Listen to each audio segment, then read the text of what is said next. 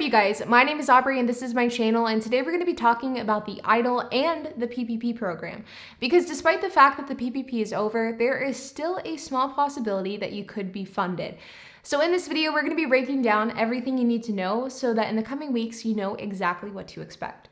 So let's get started. So let's first start out with the PPP, or the Paycheck Protection Program. So as you guys know, the PPP is technically over. The program ran out of funds at the beginning of May. It expired at the end of May, and now as we sit here today, there are no new funds being distributed. But despite the fact that it has been technically over for a few weeks now, it expired on May 31st. It is currently the middle of June. There are still people out there who are actually receiving funds, which is great news. Now, the reason why I want to mention this in this video, and the reason why I do think it's important to talk about, is because of the fact that if you are somebody who had their PPP funds on hold because of a hold code or because of a banking issue or something like that, then there is still a chance that you could receive PPP funding. Now, of course, this does not apply to anybody that simply did not fill out the application and is wanting to still apply for the program. The application is over, it is done with, there is no new applications that are being accepted. But if you're somebody who did get their application into the program within the time frame, you successfully submitted that application, but there was something that held up your application that was out of your control, in this case, there is still a chance you could get funded.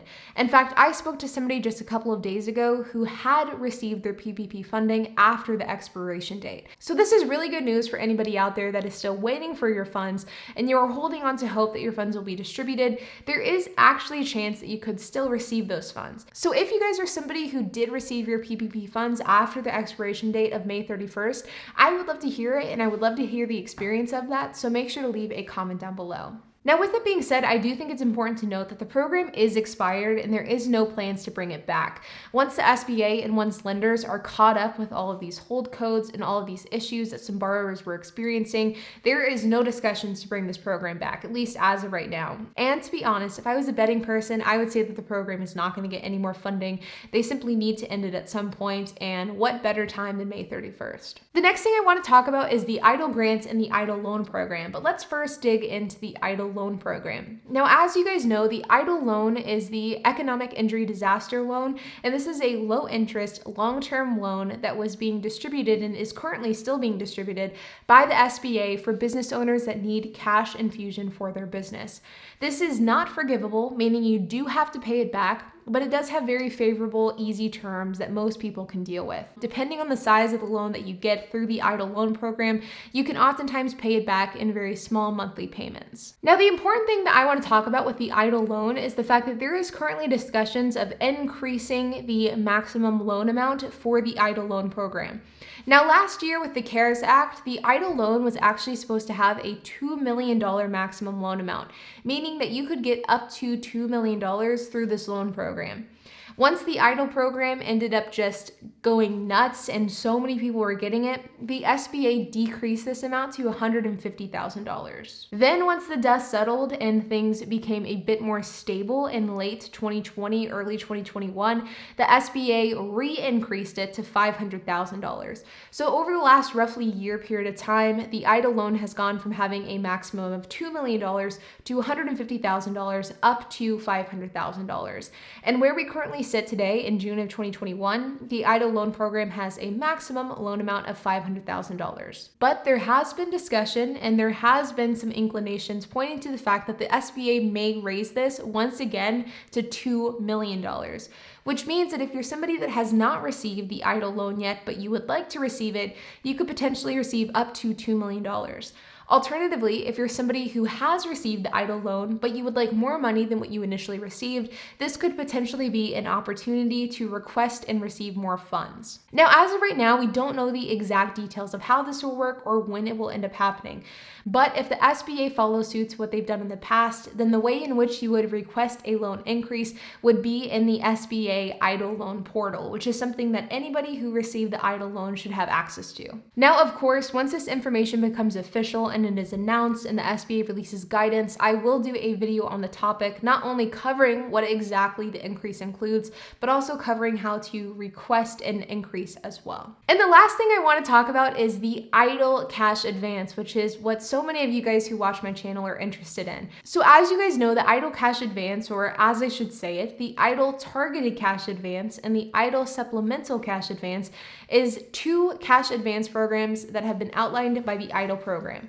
One is worth $10,000, the other is worth $5,000. And as I sit here today in June of 2021, both of these are invite only, and both of them are very, very targeted, which means that you have to be able to show that you come from a low-income community, and you have to be able to show that you have had a significant gross revenue decline in order to qualify for these funds. But the good news is with both of these programs is that the SBA administrator herself recently announced that these programs would be opening up to the general public at some point in June. Now, as we sit here today, we are in the middle of June, which means that we only have a few more weeks until this should happen, which means theoretically it could happen any day now. Now, as of right now, EIDL grant funding is progressing extremely slowly, which is why the topic of opening it up to more people is even really coming to the table to begin with. There is still a lot of money left in the EIDL grant program. There are a lot of people that never received funding through this program. There are a lot of people that have been denied this program, a lot of which have been denied wrongfully. And because of that, the SBA is opening it up and broadening the requirements that you need in order to be eligible for these programs. Now, as of right now, we don't know a lot about the details of how these programs will open up, how to apply, what it will entail, what the requirements will be. But what we do know is that in order to get in line for these cash advances, what you have to do is you have to fill out an EIDL loan application online. Now, you don't have to be approved for the loan. It also looks as though you don't have to accept the loan, but you do have to apply for the loan in order to get in line for the targeted EIDL cash advance or the supplemental EIDL cash advance. But you do have to apply in order to be eligible for the targeted EIDL cash advance or the supplemental targeted EIDL cash advance. And the last thing that I would like to touch on is we do have a number of things that are currently in the works with lawmakers and with government. Number one is the G7 summit was held this weekend. I will be doing a video summarizing what was discussed, what the plan is, and if there was any groundbreaking news coming out of the G7 summit, so stay tuned for that. Number two is the child tax credit, which is going to be implemented in a few weeks. That is going live and payments are being distributed in the middle and beginning of July. So if you're somebody that has a child and you are eligible for the child tax credit, then stay tuned for that. Number three is the Restaurant Revitalization Fund. It looks as though it is possibly going to get more funding. So if you're somebody who has a restaurant, if you're somebody that has a food focused or beverage focused business, then that is a fund that you could absolutely take advantage of. And number four is there is currently a nearly $600 billion infrastructure bill that has recently been agreed on by a select group of senators. But that is, of course, pretty substantial news, and we will see what happens with that in the next few weeks and over the next few months. But with it being said, you guys, that is the kind of Monday update that I have for y'all whenever it comes to all things stimulus, all things spending bills, all things infrastructure, all things G7 summit, and more. If you have any questions, comments, if you have anything to add, make sure to leave a comment down below. And while you guys are at it, make sure to hit the like button, hit that subscribe button, and hit the notification bell. And I will see you guys in the next video.